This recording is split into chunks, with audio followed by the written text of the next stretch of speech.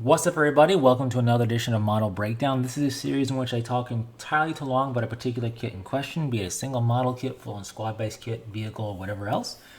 And firstly, I'm going to go over what the kit actually is, a breakdown of the kit, what we're looking at, anything factoid or history worth noting, its medium, stuff of that nature. And then after that, and while doing that, I'll give my thought ramble, likes, dislikes, concerns, whatever else about the particular kit in question.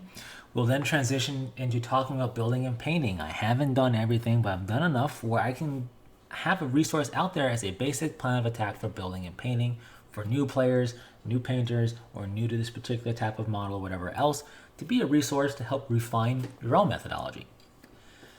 Then I will discuss my thoughts on whether or not I think the kit in question needs to be redone, and regardless of my thoughts, if GW was to redo it tomorrow, what would I like to see done and why? So with that said, talking Black Templars again, back to back, because we discussed old Emperor's Champion model. Now it's time to discuss the current Emperor's Champion model for the Black Templars. So this model, I think, is phenomenal. I really like it. Spoiler alert. It is a multi-part plastic model, whereas the original one, or the classic one, you could say it was pewter. And it's definitely inspired by that pewter model for sure in terms of posing and everything else. Now, it's important to note that it's more of a clamshell style design. It's really meant to go together one way, but even so, really important things to note is that the head bit is separate, the shoulder pads are separate, and the hands are separate from the arms. Why is this important? Well, if you want to do a helmet swap, I wouldn't, but if you did, not too bad.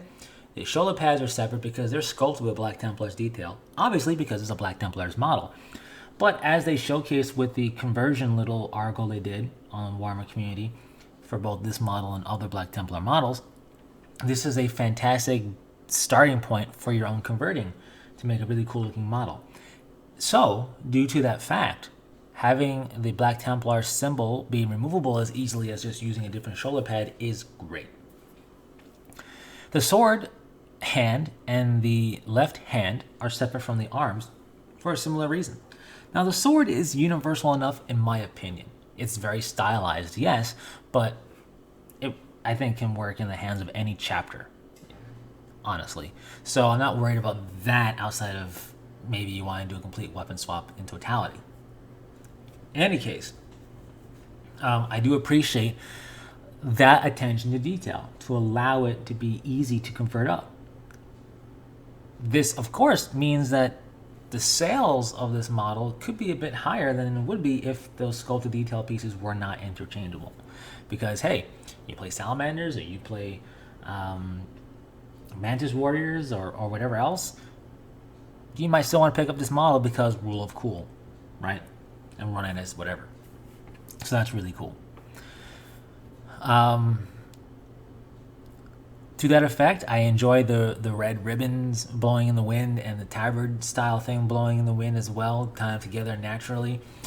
I like that they actually have it wrapping around the leg because it's not always going to blow in front where it's meant to be. So that's pretty cool. It feels natural. They work together.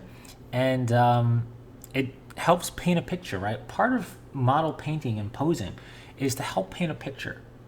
The classic Emperor's Champion model has a picture painted for it just by looking at it in the example painting of it.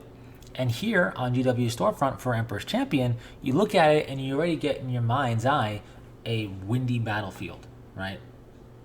You can maybe start hearing the wind blowing in your mind and you're seeing that and the way the pose is, and you're already starting to get a little bit of a diorama style image in your head, right? And that's, I think, posing playing a huge part to that, which is really cool.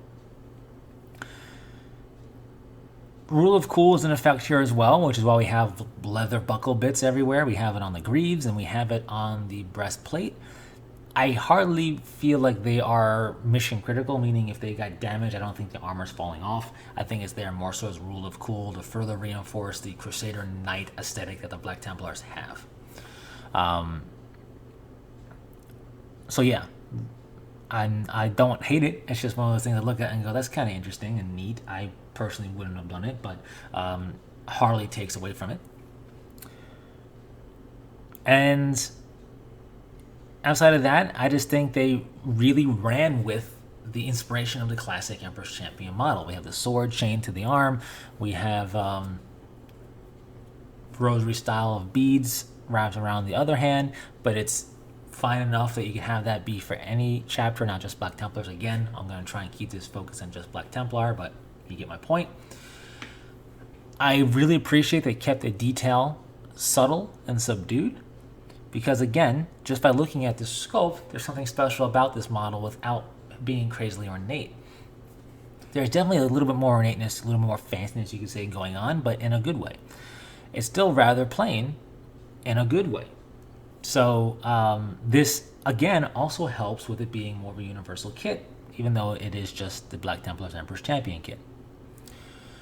The laurel is separate from the helmet. I like that it's sculpted on the old piece as part of the helmet. I just like that look more. This is fine. I'm just worried I'm going to break it, being a separate piece like that. Anyways, with all that said, clearly I enjoy this model very much, and I think the way they put this multi-part plastic model together is going to hide a lot of seams and whatever else like they tend to do these days. And even though it's meant to go together a very specific way, from factory it has a very commanding presence, and with the addition of the hands, the shoulder pads, and the helmet all being separate pieces, you can further customize it and personalize it as you see fit. So that's pretty cool. Anyways, with all of that said, building and painting this guy as intended, right? As a Black Templar. Dry fit everything, no matter what. It could be 2 pieces. Dry fit it. This is more than that, but my point is dry fit it. This is a multi-part plastic kit, so things shouldn't really be warped or anything like that. Still, you want to dry fit it. You want to see if there's going to be any visible seam, and therefore do you want to try and do some seam filling before painting, etc. And just see how it goes together before putting glue down. You want to make sure you're building in the correct order of operations. And also see if, including or gluing a certain bit down would block too much for your personal taste for painting. I like to paint in sub-assemblies, so I'll try and have certain things stay separate, just for ease of painting for me, and then glue together in any touch-up after the fact. Whatever your flavor of building and painting together is, dry fit it, get a sense for it, maybe keep the laurel separate. It is kind of a more of a fragile, dainty bit. I would definitely paint that separate and then glue it on. I feel like even with plastic glue and gluing it down, the pressure of the paintbrush doing its thing might potentially damage it. It just seems like a delicate piece. Outside of that, when it comes to painting, I definitely would do all the non-black pieces first. Being that the Black Templars are black armored, very nice, right? This means that doing the white shoulder pad inset is less daunting, because you can be as messy as you need to get that crisp white and then neaten up very easily with black paint for the armor. Doing the tabard, doing the leather bits, doing all of the the red ribbons and the weapon, doing everything that's not black first, I feel, especially in sub-assemblies, it's going to be nicer than trying to stay neat around finished black armor. This is the case. I like working light to dark in this respect, given the amount of the black armor plating versus the white. I just think it'll work better. So definitely recommend doing it that way, but whatever you are personally comfortable with is what you should do. I prefer to be as messy as I need to be for some of this harder coloration to paint, while black can be, depending on the recipe, just as nuanced. It's just, no matter what recipe that I know of for doing black armor and having it look super sharp, it's always going to be easier to neaten up and get ready to do the black armor than vice versa. Especially because you're doing black here and you don't want to actually get some of that on the white armor. That's going to be quite a pain to clean up. So that's why I recommend it that way, personally. I don't know if that's considered the quote-unquote correct thing to do, because I'm not a pro painter, but it works for me, and I always recommend it because I think it can work for people too. In gluing, I definitely recommend plastic glue for this full-on plastic kit. It is a weld style of glue, so you want to, less is more in that case, so it doesn't ooze out. And I wouldn't glue until you know you are good, because that bond isn't really going to break. With that being all said and done, Do I think the kit in question needs to be redone? Well, it's a brand new kit. No, I don't. This is the redo for the Emperor's Champion. I don't think it needs a redo because it's so brand spanking new. However, if I was a part of the design process, or if they said, hey, what would you like to see different if, on this model, I would have, and this is all nitpicking, I would have had just a few suggestions. In terms of the actual armor pieces and bits, those buckles, I get it. It's kind of a rule of cool thing. It really embodies the Crusader knight nature. I would have just done away with the buckles. I prefer to be more power armored, futuristic feeling, and not kind of trying to be retro, if that makes any sense. But I understand why it's there. I understand that it definitely doesn't hurt the model. Easily enough, the way they are, you could probably carefully file and sand that down and clean up with some liquid green stuff and the like to get rid of it if you really, really wanted to. I know I won't. If I ever get this model, I will just paint it as is. It's totally fine. I really enjoy it.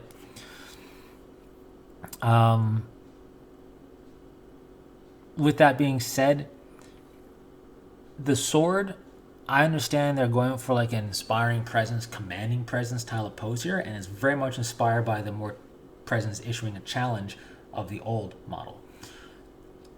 Just to switch things up, instead of having the sword blade up, maybe doing that with the sword blade down, like, I think could also be pretty cool, but maybe feel weird, I guess. I don't know. Or being in more of a attacking pose would have been cool. Or if not in an outright attack, maybe in a parry pose. So you have the sword one-handed like this, but the other hand back, but you have it the arm down, so it's more in line with the torso, and then kind of over a bit and tilt it, so it looks like it's parrying a blow, like he's getting ready to parry a blow with ease, because you are just a filthy Xenos or heretic. Would have been pretty cool with keeping the fundamentals of this pose the same. But that's all just me personal nitpicking and just recommendations if they asked. The one last thing I'll say, and again, I'm not hating on it, I'm totally fine with this, but ever since the Blade Guard veterans, a lot of Primaris stuff, pretty much all of it, having this tabard thing in the front coming down, right?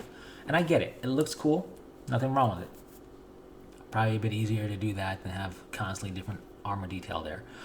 But given that this is the Emperor's Champion, meant to be hacking down some foes, it would have been cool to see more of a, since they're going kind of retro style with a Crusader Knight philosophy here, maybe seeing the full-on armor done in that way, so no tabard in the front. Maybe something in the back, like a cloak or whatever, or nothing at all, and just full-on armor, so there's nothing for the enemy to grab or whatever, and just look fully functional that way. But looks totally cool as is, so definitely not a thing that needs to happen. But those are just my reaching for things to nitpick for the sake of filling time, if you will, what I would consider. But I think this is a fantastic model. In any case, what are your thoughts? Share them in the comments section down below. Anyways, thanks so much for sticking through all of it. I really like this model. This is one of those models that I'm really going to be itching to want to buy, but I have so much backlog that I'm going to try and restrain myself, but it's such a cool looking model and so universal in use. Anyways, with all that said, they did a fantastic job with the Black Templars range. Would have loved to have seen this level of stuff on the Dark Angels and Blood Angels and Space Wolf ranges as well, but who knows, maybe in the future. Anyways, thanks again. Share your thoughts in the comment section, and until next time, take it easy.